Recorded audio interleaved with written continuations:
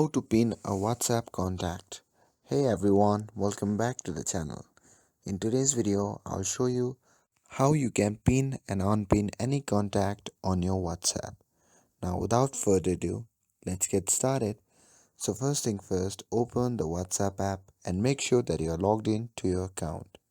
And once you are inside the app, simply long press on any contact that you want to pin. Once you have done that, a group of menu will appear at the top. Simply tap on the pin icon shown in the screen and the contact will be pinned.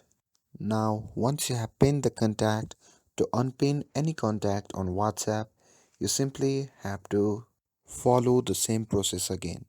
You simply have to long press and again tap on the pin icon and this will unpin the contact. And that's how you can pin and unpin contact on WhatsApp. It's super handy feature that can save you time and hassle.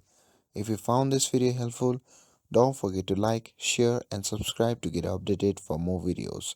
Thanks for watching and I'll see you in the next video.